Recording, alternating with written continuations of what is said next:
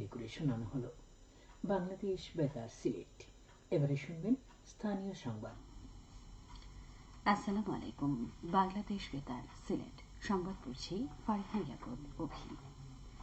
প্রধান উপদেষ্টা অধ্যাপক ডক্টর মোহাম্মদ ইউনূস বলেছেন, পুলিশ ও জনগণের মধ্যে যে দূরত্ব সৃষ্টি হয়েছে তা কমিয়ে এনে মানুষের আস্থা ফিরিয়ে আনতে পুলিশ বাহিনীর প্রতি আহ্বান জানিয়েছেন তিনি। গতকাল রাজধানীর রাজারবাগ পুলিশ লাইন্সে পুলিশ সপ্তাহ উদ্বোধনকালে প্রধান উপদেষ্টা এই আহ্বান জানান।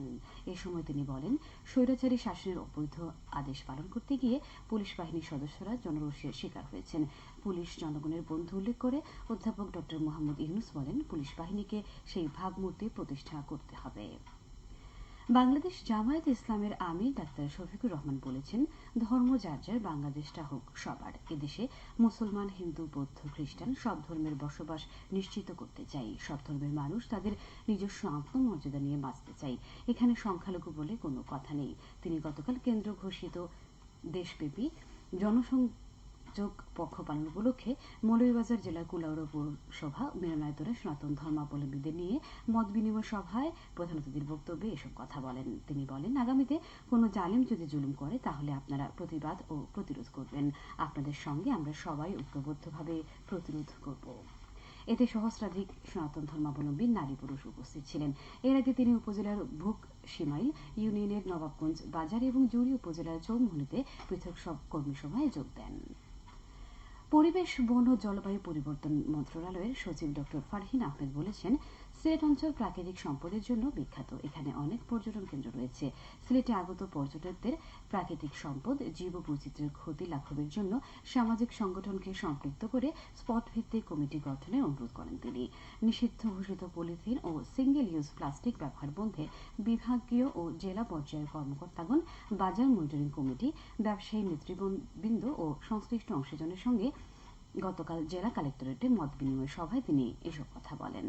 জেলা প্রশাসক মোহাম্মদ শের মাহবুব মুরাদের সভাপতিত্বে এতে মূল প্রবন্ধ উপস্থাপন করেন পরিবেশ, বন ও জলবায়ু পরিবর্তন মন্ত্রণালয়ের উপসচিব সিদ্ধার্থ শঙ্কর কুণ্ডু। বিশেষ অতিথি ছিলেন অতিরিক্ত বিভাগীয় কমিশনার দেবজিৎ সিংহ। আন্তর্জাতিক নৃত্য দিবস ছিল গতকাল। প্রতিটি নৃত্যশিল্পীদের জন্য এই দিবসটি খুবই তাৎপর্যপূর্ণ। নৃত্য হল মানুষের কলা সংস্কৃতির অন্যতম অঙ্গ। নৃত্য মানুষের সম্মিলন ঘটায় তার পরিচিত ভাষা দিয়ে। প্রকৃতি ও জীবনের সঙ্গে নৃত্যের রয়েছে এক নিবিড় সম্বন্ধ। ফরাসি নৃত্যশিল্পী তথা আধুনিক ব্যালের রূপকার যা জর্জেস নভেরের জন্মদিনে ইউনেস্কোর পারফর্মিং আর্টসের প্রধান সহযোগী আন্তর্জাতিক থিয়েটার ইনস্টিটিউটের নৃত্য কমিটির উদ্যোগে প্রতি বছর 29 এপ্রিল এই দিনটি পালন করা হয়।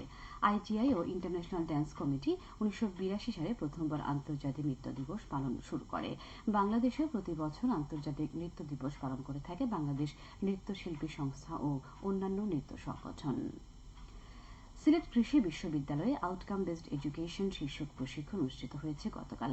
ভেটেরিনারি, অ্যানিমেল ও বায়োমেডিক্যাল সায়েন্সের অনুষদের সম্মেলন কক্ষে আয়োজিত প্রশিক্ষণের উদ্বোধন অনুষ্ঠানে প্রধান অতিথির বক্তব্যে ভাইস চ্যান্সেলর অধ্যাপক ডক্টর মোহাম্মদ আলিমুল ইসলাম বলেন, বিশ্ববিদ্যালয় থেকে পাশ করা গ্র্যাজুয়েটরা যেন দেশ ও সমাজের উন্নয়নে উপযুক্ত অবদান রাখতে পারে এবং বিশ্ববিদ্যালয়গুলো চাকরির বাজারে চাহিদা অনুযায়ী দক্ষ গ্র্যাজুয়েট তৈরি ও সরবরাহ করতে পারে। অধ্যাপক ডক্টর মোহাম্মদ রুহুল আমিনের সভাপতিত্বে ও অধ্যাপক ডক্টর মোহাম্মদ সামিউল আহসান তালুকদারের সঞ্চালনায় অনুষ্ঠানে বিশেষ অতিথির বক্তব্য দেন ট্রেজারার অধ্যাপক ডক্টর এটিএম মাহবুব ইলাহি। প্রশিক্ষণে লেভেল 2 সেমিস্টার 1 এর 80 জন কোর্স শিক্ষক অংশগ্রহণ করেন। ইনস্টিটিউশনাল কোয়ালিটি অ্যাসুরেন্স সেল এর আয়োজন করে। এবারে শুনুন কৃষি সংবাদ। সিলেট বিভাগের 4টি জেলায় বোরো ধানের বাম্পার ফলন হয়েছে। চলতি মৌসুমে লক্ষ্যমাত্রা ছিল 4,96,746 হেক্টর। চাষাবাদ হয়েছে 4,97,219 হেক্টর জমিতে, যা লক্ষ্যমাত্রার চেয়ে 473 হেক্টর বেশি। এবছর সিলেট বিভাগে হাওর অঞ্চলে বোরো আবাদের লক্ষ্যমাত্রা ছিল 2,75,813 হেক্টর এবং হাওর ব্যতীত 2,20,933 হেক্টর। লক্ষ্যমাত্রার চেয়ে বেশি আবাদ হওয়া ও আবহাওয়া অনুকূলে থাকায় কৃষকরা বাম্পার ফলনের আশা করছেন। এই পরিমাণ জমি থেকে 30,84,587 মেট্রিক টন ধান উৎপাদন হবে বলে আশা করা হচ্ছে। সবশেষে আবহাওয়া।